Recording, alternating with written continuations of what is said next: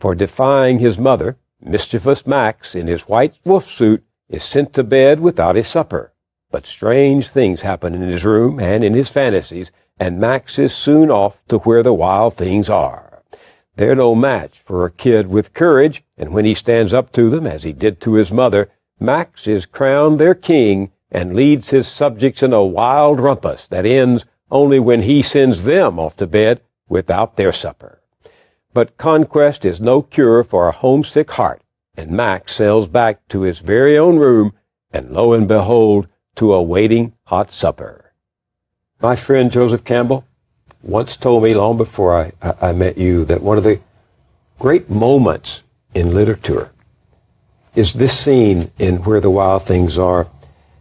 And when he came to the place where the wild things are, they reared their terrible roars and gnashed their terrible teeth and rolled their terrible eyes and showed their terrible claws, till Max said, "Be still," and tamed them with the magic trick of staring into all their yellow eyes without blinking once. And they were frightened and called him the most wild thing of all and made him king of all wild things. Joseph Campbell went and got that and read it to me. And he said that is a great moment because it's only when a man tames his own demons that he becomes the king of himself, if not of the world. And he said that was a great moment. That's very moving. I did not But know. you were just making it up. I was just making it up. A long time ago. A long time ago. I was 32 when I did that book. But if he's right, that's a wonderful and touching idea. But don't you believe this true? I mean, don't we all, adults and children, have to come to grips with our own untamed passions? Oh, yes. We're animals. We're violent. We're criminal. We're not so far away from the gorillas and the apes, those beautiful creatures.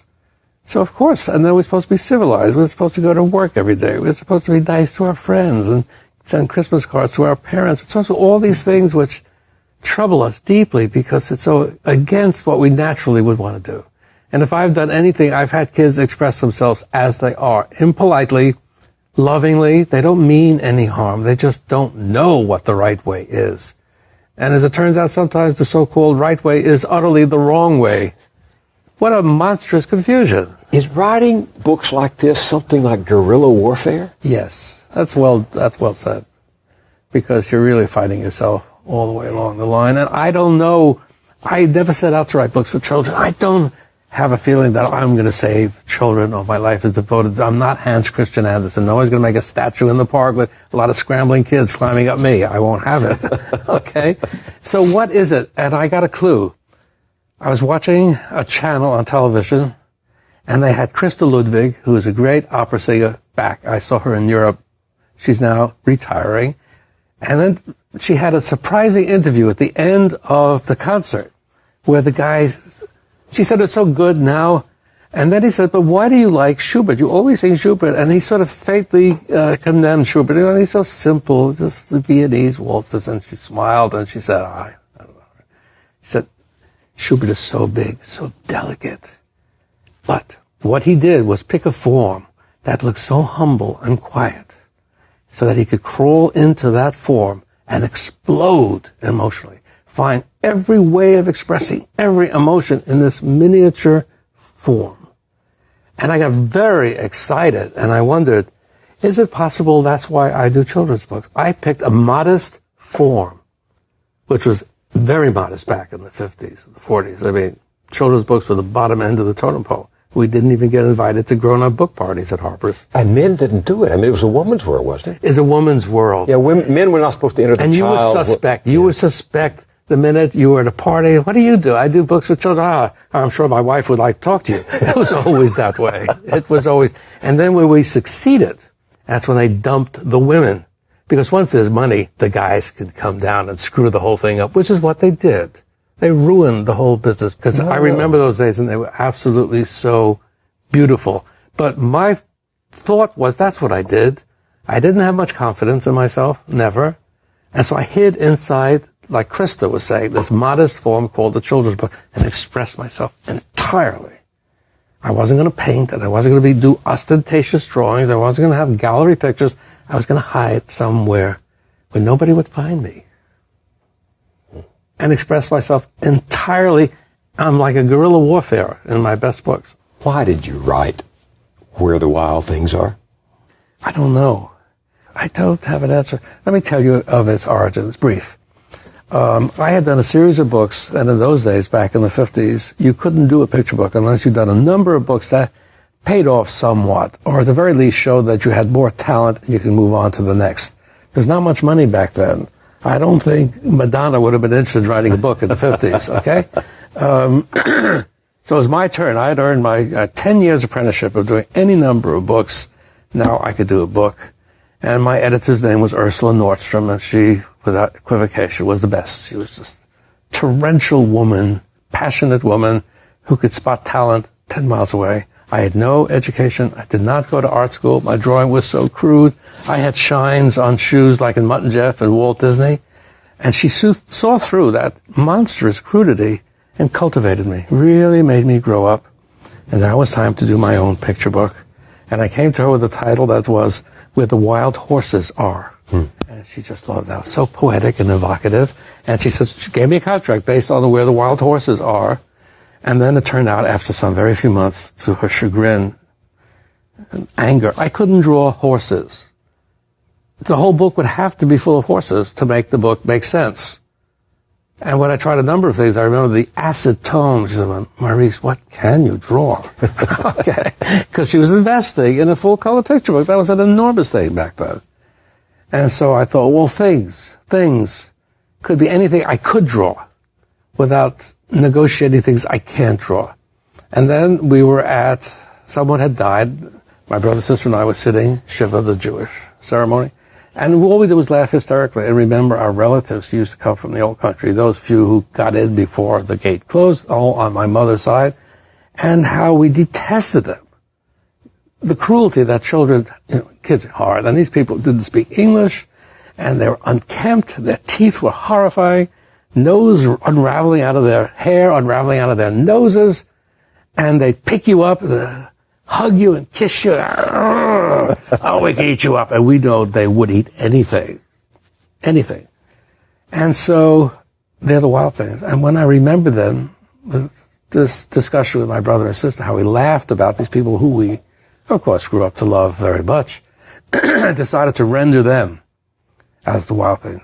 My aunts and my uncles and my cousins. And that's who they are. So the wild things are your extended family. Jewish relatives. Jewish relatives.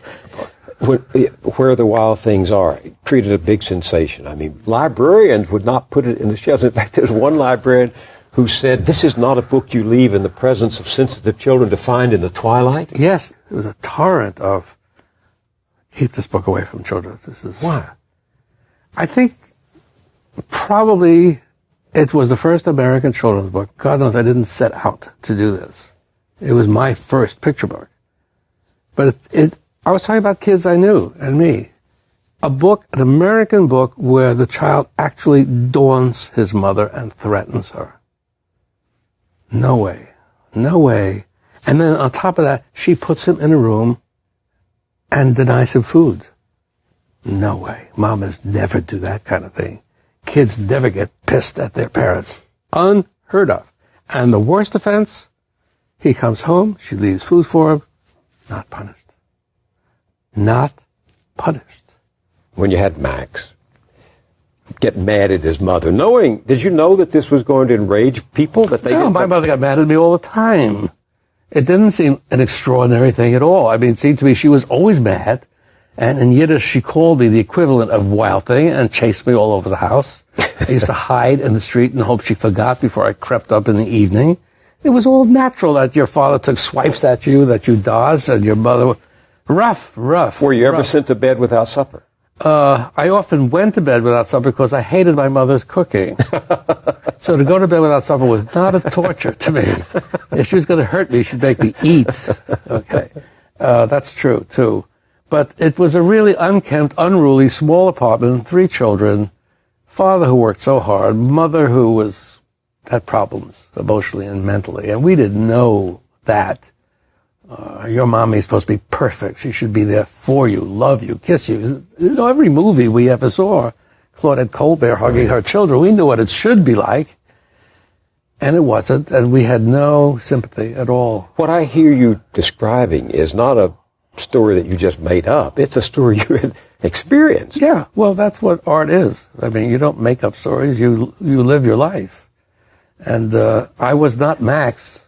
I did not have the courage that Max had, and I didn't have the mother that Max had. Who would give you, love you, and this little scene, which is so trivial, happens at everybody's house, happens every Tuesday and Thursday. He has a fit, she has a fit. He'll go on until he's about 35, goes into therapy, wonders why he can't get married. Okay, because people often say, what happens to Max? And it's such a coy question that I always say, well, he's in therapy forever. He has to wear a straitjacket when he's with his therapist. This is probably apocryphal, but I have to ask you this. I did hear, you were born in 28? Yeah. I did hear that you were seriously affected by the kidnapping and murder of the Lindbergh baby. Oh, yeah. Is that true? Oh, yeah. Oh, that was me. That was me entirely, in the sense of he was kidnapped in 32. That's right. And March 2nd, 1932. So I was 29, 30, about 3.5 years old, something like that. I remember everything. I remember I couldn't read, but the radio was always on. I remember Mrs. Lindbergh's cheerful voice, where she was allowed to speak on radio to say that the baby had a cold, and would the man or women who took him rub camphor on his chest. It was a slight cold, but she didn't want it to get any worse. I remember that vividly. Her voice. And you say it was you. Was this a child's appropriation of fear? Did you fear being kidnapped? Oh, yeah.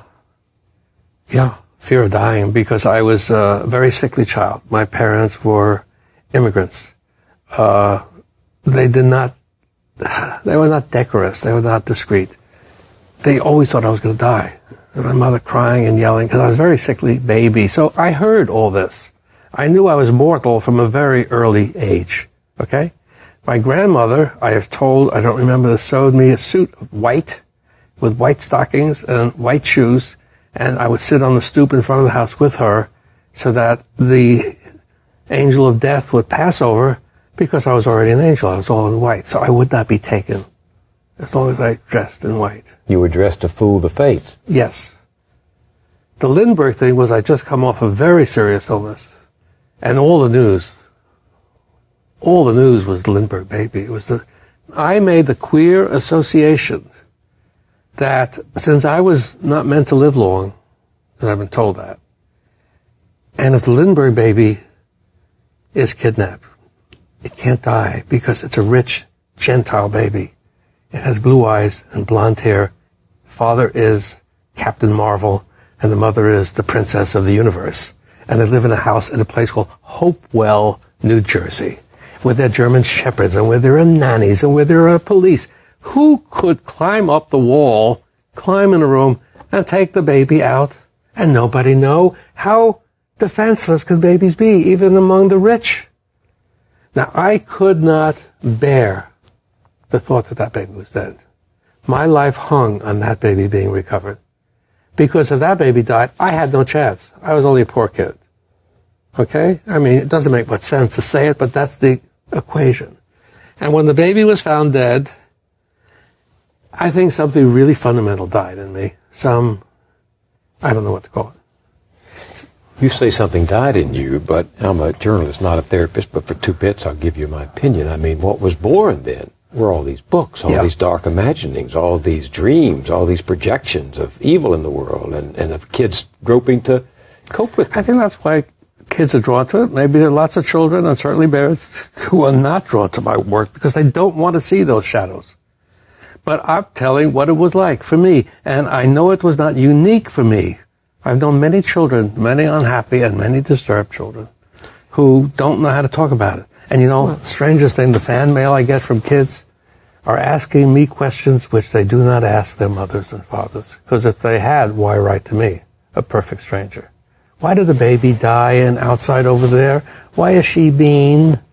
in the culture when I was growing up, about the time you were growing up in New York, it was traditional to say if there was a death in the family, the little girl asked, "Where's Mommy?"